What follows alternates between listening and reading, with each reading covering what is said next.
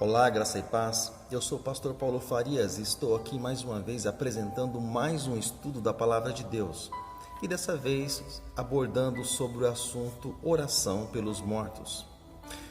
Algumas pessoas chegam a mim, já chegaram até mim perguntando: pastor, orar pelos mortos é bíblico?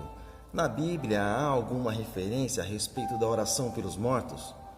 Pois nesse estudo eu vou te mostrar e vou te responder tantas como outras questões que nos falam a respeito desse assunto. Vamos lá? O que a Bíblia diz sobre oração pelos mortos? Não é bíblico orar pelos mortos. A Bíblia não aconselha a fazer esse tipo de coisa, tomar esse tipo de atitude. Quando uma pessoa ela morre, o seu destino já está certo.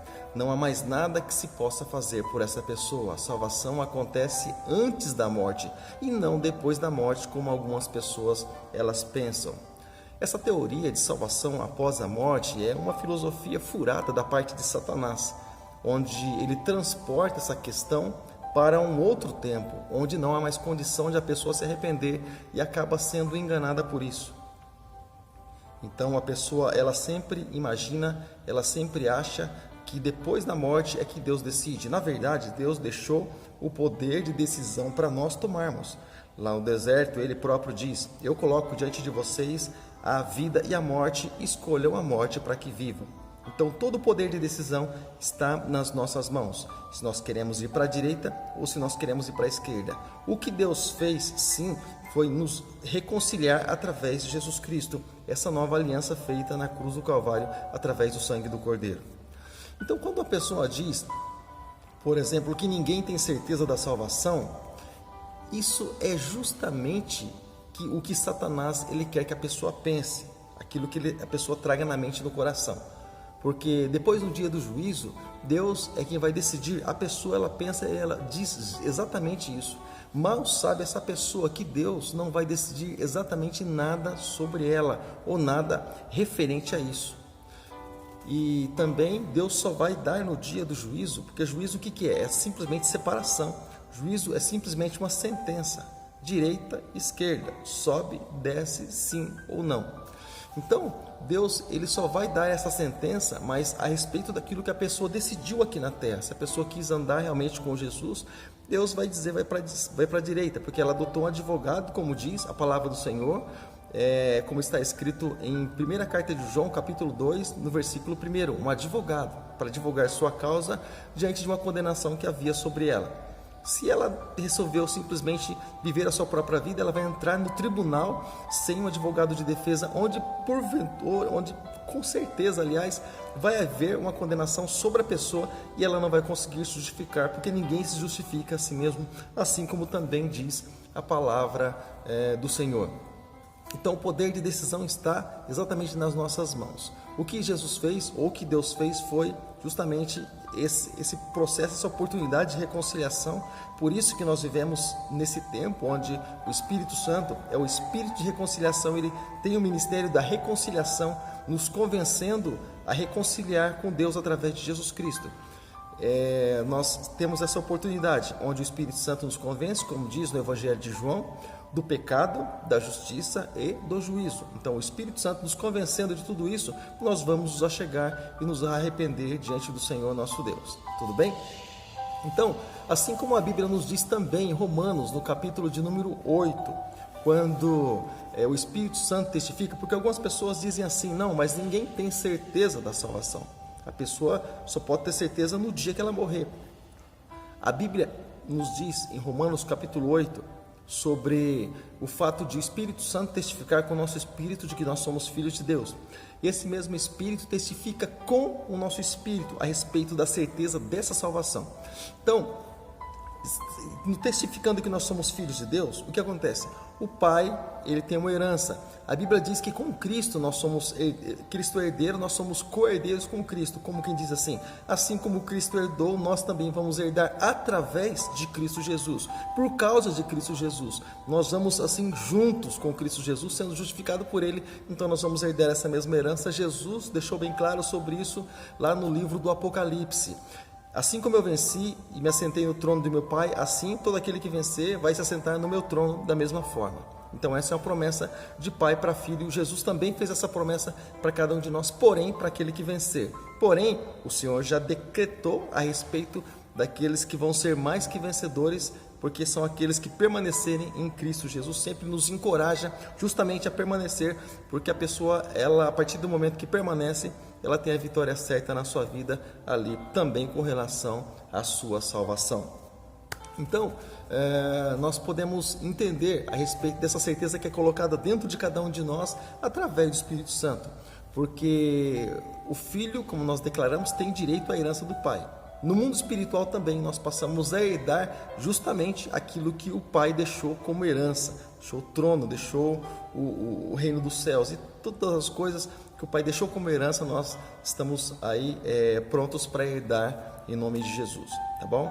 Com relação ao fato de alguém decidir se a pessoa ela vai realmente herdar ou a decisão vai acontecer depois da morte, a palavra de Deus nos fala a respeito de um versículo muito conhecido também, que é trabalhado nessa área, nessa questão evangelística, e esse é um trabalho evangelístico para alcançar tantas outras pessoas que não conhecem a Deus. Porém, claro, muitas pessoas que conhecem a Deus, que conhecem e tiveram encontro com Jesus, ainda não foram instruídas a respeito disso na palavra de Deus. Por exemplo, Hebreus capítulo 9, verso de número 27, está escrito assim: da mesma forma como o homem está destinado a morrer uma só vez, e depois disso vem o juízo. Elas vão enfrentar o juízo, ou seja, não há mais momento de decisão. Deus não está lá para decidir, ou Deus não está lá, por exemplo, para perguntar se nós queremos Ele ou não, se nós queremos ir para a direita ou para a esquerda. Lá não é momento disso. Eclesiastes capítulo 3 nos deixa bem claro que é um tempo determinado para todas as coisas. E para a decisão com relação à salvação, se nós queremos realmente mais de Deus, é justamente nesse tempo, como diz o livro do profeta Isaías, o ano aceitável do Senhor, como está escrito lá nos tempos de Noé, é o tempo de nós entrarmos na arca, nós garantirmos essa tão grande salvação que foi nos dada pelo amor de Deus e através do sacrifício de Jesus na cruz do Calvário. O Evangelho de Lucas, capítulo 16, no versículos do 19 ao 31, nos fala e nos conta a respeito de uma história que ilustra exatamente isso. Uma pessoa que era de Deus faleceu e foi levada pelos anjos a um determinado lugar, ao descanso, ao paraíso, vamos chamar assim. E outra pessoa que não temia Deus, simplesmente vivia sua vida, ela morreu também, ela foi levada para o Hades. Hades, inferno, foi levada para esse lugar, um lugar separado de Deus, um lugar de tristeza, um lugar de tormento. E olha só que interessante o que diz no versículo 26 desse mesmo capítulo de Evangelho de Lucas, Lucas capítulo 16, verso 26, onde deixa bem claro que nenhuma oração pode mudar a situação dos mortos. Pessoas que intercedem pelos mortos, guarda isso no teu coração. Nenhuma oração pode mudar a situação daquele que já morreu. Porque se ele se decidiu por Cristo, ele vai ser salvo em nome de Jesus. Se ele decidiu por viver a sua própria vida, bom, ele não vai poder justificar diante de Jesus, porque ele decidiu ser o seu próprio advogado, aquele próprio entraria no reino dos céus, entraria na glória por méritos próprios. Efésios capítulo 2, verso 8 diz que ninguém é salvo pelas obras para que ninguém se glorie. Ninguém pode ser salvo por si mesmo, mas somente por Cristo Jesus, somente pela graça, somente pelo amor, somente pela misericórdia de Jesus Cristo nas nossas vidas. Então diz assim, olha, Lucas capítulo 16, verso de número 26, está escrito assim: e além disso, está entre nós e vós um grande abismo, de sorte que os que desejam passar do nosso lado para o seu, ou do seu lado para o nosso, não conseguem. Há uma separação, há um bloqueio. Eu gostaria também de entrar em uma questão, a questão do purgatório, porque de certa forma tem uma relação com o fato de alguém orar pelos mortos. Porque a partir do momento que alguém morreu, alguém vai orar por esse outro alguém que morreu, para que a pena ou para que o tempo do purgatório venha a diminuir. Bom, a Bíblia não dá respaldo nenhum sobre o purgatório. A Bíblia deixa bem claro que o purgatório não existe através dos seus escritos. Porque a Bíblia fala a respeito de decisões que nós podemos tomar enquanto há vida. Assim como aquele moço que estava ao lado de Jesus na cruz, pregado também pendurado no madeiro, ele se arrependeu, se converteu naquele momento. Jesus disse: hoje mesmo estarás comigo no paraíso. Porque se ele não estivesse no paraíso, com certeza ele estaria em outro lugar, pode ter certeza disso. Tanto que um teve a oportunidade de subir, o outro não quis, desprezou essa oportunidade. Com certeza, segundo diz a palavra de Deus, claro que ninguém é juiz aqui, porém, segundo os escritos da Bíblia, se nós cremos que a Bíblia é verdade e que a Bíblia é a palavra de Deus, nós cremos que, infelizmente, essa oportunidade passou desse moço, tá bom? Então, não há base bíblica nenhuma para acreditar em purgatório. Isso é uma filosofia humana, né? É uma estratégia ali por trás, de certa forma, de Satanás, para que as pessoas possam levar uma vida meio de qualquer maneira, para que lá na frente elas venham receber orações e venham sair de um lugar intermediário para que elas possam entrar no céu, tá bom? Então, de acordo com a tradição católica, eu uso a expressão católica porque é a crença que acredita em purgatório, que veio acreditar em purgatório, segundo aí a ordem dos papas, dos bispos, né? Então, o purgatório é um lugar, como se diz na crença, é um lugar intermediário, onde as pessoas, elas ali salvas, que cometeram pecados e ficam ali até pagar seus pecados para entrarem no céu, serem purificadas. Bom, o livro de Salmos diz que nós podemos juntar o ouro e a prata do mundo inteiro, nós não vamos conseguir pagar um pecado sequer. Porém, nosso pecado é pago simplesmente através do sangue de Jesus na cruz do Calvário. Então, de forma nenhuma, a oração de alguém poderia justificar outro alguém, de maneira nenhuma.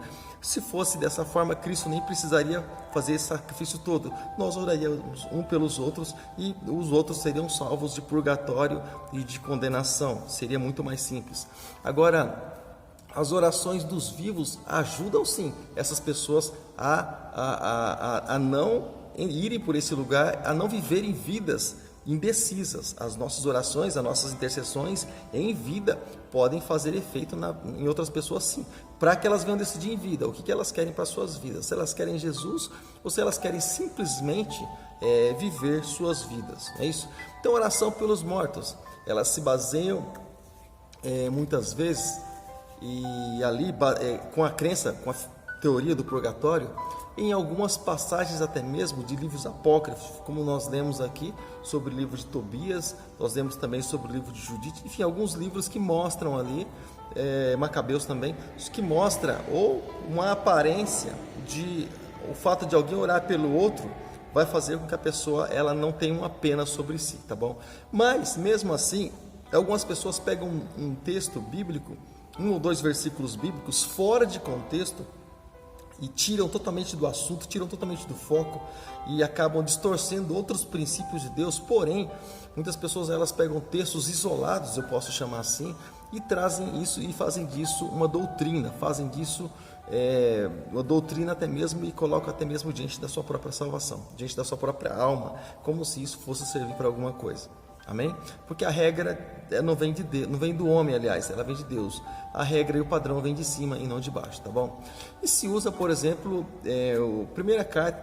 segunda carta de Timóteo, capítulo 1, versos do 16 ao 18, que está escrito assim: o Senhor conceda misericórdia à casa de Onésiforo, porque muitas vezes ele me reanimou e não envergonhou por estar eu preso, não se envergonhou por eu estar ali preso, mas ele foi lá e deu um chá de ânimo, uma injeção de ânimo ali em Paulo está falando sobre isso. Pelo contrário, quando cheguei a Roma, ele procurou diligentemente até me encontrar. Conceda-lhe, Senhor, que naquele dia encontre misericórdia da parte do Senhor. Você sabe muito bem quantos serviços prestou em Éfeso. Então, esse homem, foi muito útil para Paulo em Éfeso. Paulo está falando sobre isso, né? Sobre esse Onésiforo. E olha só que interessante, essa conversa, essa fala aqui em 2 Timóteo, capítulo de número 1, versículo 16. Aliás, 2 Timóteo, capítulo 4, versículo 19, diz assim: saudações a Priscila, Áquila e a casa de Onésiforo. Ou seja, Paulo ali intercedendo pelos da casa de Onésiforo, porque os da casa de Onésiforo estavam vivos, então Paulo estava intercedendo por eles em vida e não em morte.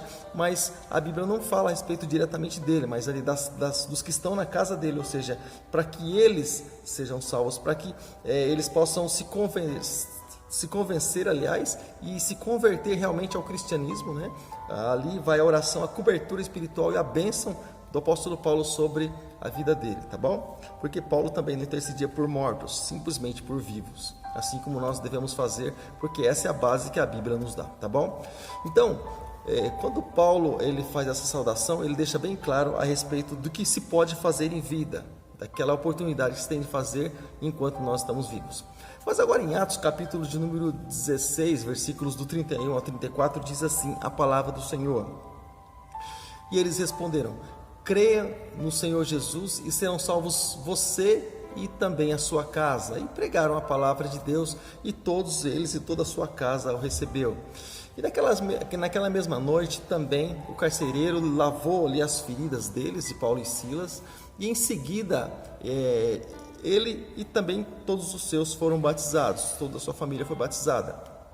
Então levou ali para sua casa, conduziu eles à sua casa e serviu ali com refeições e com tudo mais na sua casa, e alegrou muito por haver crido em Deus, por haver crido no Evangelho. Por quê? Porque a salvação deveria entrar na casa dele, pelos que estavam vivos, não pelos falecidos parentes, pelos entes queridos, de forma nenhuma, mas pelos que estavam vivos. Então a palavra de Deus chegou até lá, tá bom? Então o que a Bíblia nos ensina a respeito de que Jesus ali para pregar ali por todos os nossos pecados, para pagar esse preço, para que o Evangelho chegasse até nós, essa pregação, né? A Bíblia nos ensina alguma coisa em relação a isso? Jesus, ele morreu para pagar ali todo esse preço pelo nosso pecado, e pregando, né, nós, através da pregação, nós conhecemos, porque a fé vem pelo ouvir a palavra de Deus. Alguém pregou, aceitamos, reconhecemos. Então, quem aceita Jesus Cristo como Senhor e como seu Salvador, como diz a palavra do Senhor na carta, aliás, no Evangelho de João, no capítulo 1, versículos 11, 12, 13, quem entrega realmente a vida para Jesus, quem recebe realmente Jesus na sua vida e como Senhor e Salvador, ele fica purificado dos seus pecados. Entra naquilo que comentamos: o sangue de Jesus, através do sacrifício na cruz, nos purifica de todo o pecado. E não tem que pagar preço algum, de forma nenhuma, através de oração, intercessão por aquilo que já foi. Claro que não, de forma nenhuma. Olhar sempre para frente, porque Jesus já pagou todo esse preço. Como está escrito, por exemplo, em Tito, capítulo 2, verso de número 14, da palavra de Deus, tá bom? Então, depois que vier a cometer um pecado, a pessoa pode também voltar a pedir perdão ao Senhor, arrependido, claro, por aquilo que fez, entristecido por aquilo que fez, porque arrependimento, ele carrega também o peso do significado, do sentido de tristeza, né? A pessoa se entristece por aquilo que fez. Isso é o sentido do pecado, a pessoa se entristecer por aquilo que fez, e de forma nenhuma ela tem por tendência a voltar àquele mesmo pecado, tá bom?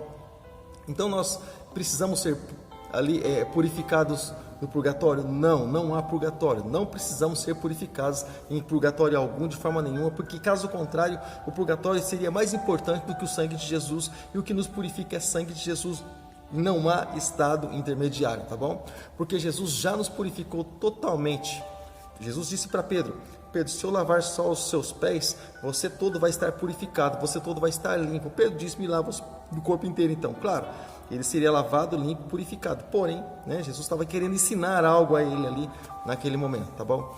Então, quando nós morremos, nós deixamos ali para trás todo o pecado. Morremos em Cristo, claro, descansamos no Senhor, deixamos para trás todo o pecado. Tudo aquilo que era pecaminoso em nós será destruído, e logo entraremos purificados no céu, porque no céu não entra carne nem sangue, o pecado não entra, mas o pecado fica do lado de fora. Por isso que precisamos ser purificados através do sangue de Jesus, tá bom?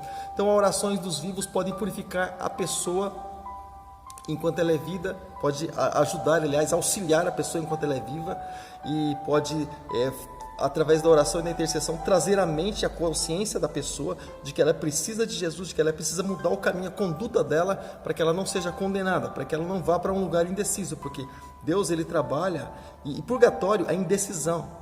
Deus, ele trabalha com sim, sim, não, não. Jesus disse assim, o falar do homem, o proceder do homem deve ser sim, sim, não, não. E o que passa disso é procedência maligna. Então, Deus trabalha com sim, e não com a dúvida, e não com a indecisão, não com aquilo que é incerto. Tudo bem, então? Então tá. Então as orações dos vivos, elas também não podem tirar o morto do inferno ou de onde quer que ele esteja, não pode acrescentar, não pode influenciar em nada, pode simplesmente consolar os vivos ou influenciar de certa forma na vida daqueles que ainda vivem, em nome de Jesus, tá bom, querido? Então, mas as nossas orações, elas podem ter efeito muito grande quando nós oramos por pessoas que creem dessa forma. A vida delas pode mudar, elas podem parar e elas podem se conscientizar realmente de que elas precisam tomar decisões nas suas vidas enquanto elas vivem. E eu, me voltando para esse vídeo, para esse estudo bíblico, eu deixo algo para você nesse momento. Tome decisão enquanto você vive, decida enquanto você vive, tá bom, querido? Porque não existe um depois. Depois eu decido. Não existe isso. Não existe purgatório, não existe alguém que possa orar por mim se a minha vida estava incerta, se estava indeciso. O que eu plantei é que eu vou colher, com certeza. Não alguém que vai colher por mim ou alguém que vai interferir na minha colheita, mas o que eu plantei, justamente isso eu vou colher. E fica aqui mais um estudo da palavra de Deus a respeito do que a Bíblia diz a respeito de oração pelos mortos, também purgatório. Deus abençoe.